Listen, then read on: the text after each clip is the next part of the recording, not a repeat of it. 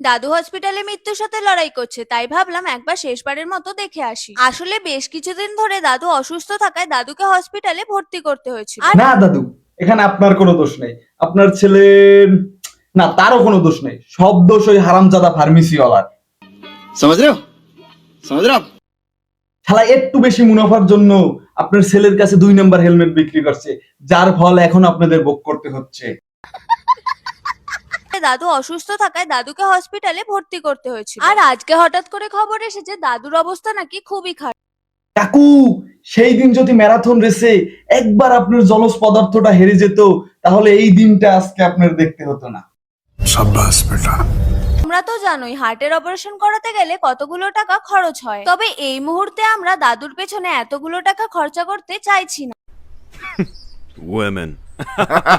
দাদুর পেছনে অতগুলো টাকা খরচ করার থেকে আমার বিয়ের জন্য টাকাগুলো জমিয়ে রাখা অনেক ভালো।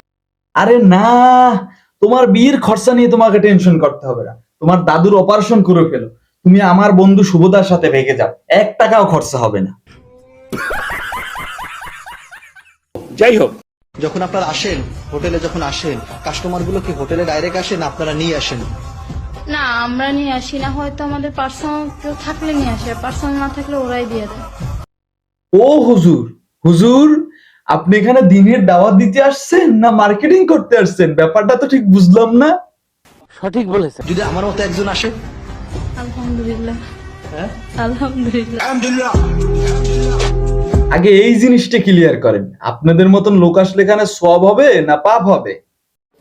মানে কি বলবো, যাই হোক।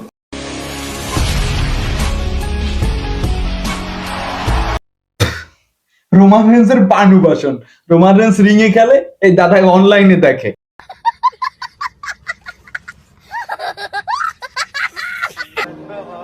কি দেখেন? তাকাই থাকেন না, মায়ে পড়ে যাবে।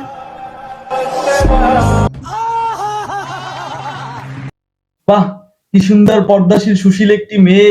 এরকম একটা মেয়ে যদি আমার বন্ধুর বউ হতো। তোমার পাওয়ার কিসে সেটা আমার দেখার বিষয় নাই। আমার পাওয়ার তো আমি নারী, সাথে আবার সুন্দরী।